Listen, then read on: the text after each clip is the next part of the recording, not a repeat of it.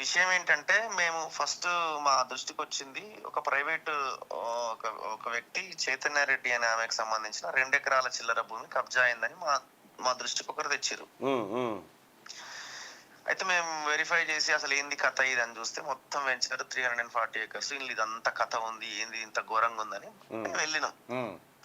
వెళ్ళి ఆ Seine lands అక్కడ ఉన్న దళితులు, ముదిరాజులు అంటే అక్కడ చెరువులు ఉన్నాయి కాబట్టి వాళ్ళు ఎప్పటి అవును. నుంచో కంప్లైంట్ చేసుకుంటూ వస్తున్నారు, మా చెరువు పోతుందో పోతుందో పోతుందో అని. హ్మ్.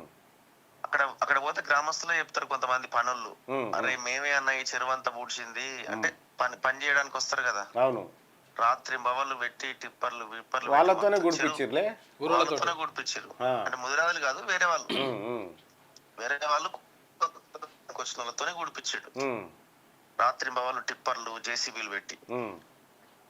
ఇప్పుడు అయితే మేము అక్కడ వెళ్ళిన తర్వాత 150 ఫీట్ల ఫస్ట్ మనకు అక్కడ పోగానే కనబడేది ఏంటంటే ఒక 150 ఫీట్ల రోడ్డు ఉంటది. హ్మ్. దాదాపు 2.5 కిలోమీటర్లు ఉంటుంది. హ్మ్. 2.5 కిలోమీటర్ల రోడ్డు 150 ఫీట్లు ఉంటది. హ్మ్. అది అసలు హెచ్ఎండిఏ పర్మిషన్ లేదు, తుక్కుగూడ మున్సిపాలిటీ పర్మిషన్ లేదు, హ్మ్. ఒక్క సింగిల్ పర్మిషన్ లేకుండా అంత పెద్ద రోడ్డు వేసేసిండు. హ్మ్. ఆ రోడ్డు మీద ఒక పెద్ద కల్వర్ట్ కట్టిండు 100 మీటర్స్ ది. హ్మ్. అయ్యా అది అసలు ఆ కల్వర్ట్ చెరువు యొక్క నీళ్ళు ఆ కల్వర్ట్ కింద పోయేటట్టు చేసిండు. హ్మ్. అది వాటర్ యాక్ట్ కి విరుద్ధం. అది ఎట్లా అంత పెద్ద కల్వర్ట్ కడతాడు? హ్మ్. అది హ్మ్. హైడ్రా దాన్ని డెమాలిష్ చేయాలి, అంటే హ్మ్. రోడ్డు డెమాలిష్ చేయాలి. హ్మ్. దాంతో పాటు ఇంకొక చెరువు దాన్ని నింపి పడేసిండు. హ్మ్.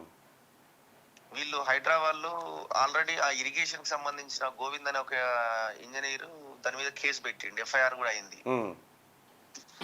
దాని మీద నో నో యాక్షన్. ఏదో పోయాడు ఉన్న ప్రీ కాస్ట్ వాళ్ళస్ ఎవరు 2-3 గోలు కొట్టి యువతల పడ్డారు, కథం. మరి ఇన్ని అలిగేషన్స్ ఉన్న తర్వాత ప్రభుత్వం ఏం బిక్తున్నట్టు మరి? ప్రభుత్వం గాడిద పనులతో అవుతున్నది. హ్మ్. అందరు కలిసి ఉన్నారు ఇందులో. ఆ! వర్టెక్స్ అన్నట్టు ఆయన కేటీఆర్ కి చాలా దగ్గర. 2014కి ముందు వర్టెక్స్ వర్మ ఉత్తగా చిన్న ఇల్లు కట్టుకునేటాడు. హ్మ్. కేటీఆర్ కి దగ్గర అయిండు, మనోడు నమ్మకస్తుడుగా అయిండు. మొత్తం మనోడికి ఒక రకంగా బినామీ టైప్ లో ఉన్నాడు. హ్మ్.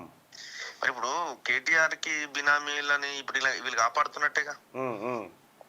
అవును. No action. అసలు ఎంత భయంకరమైన అంటే ఒక రకంగా గ్యాంగ్ రేప్ అది ఆ ఏరియా. అదే. అదే.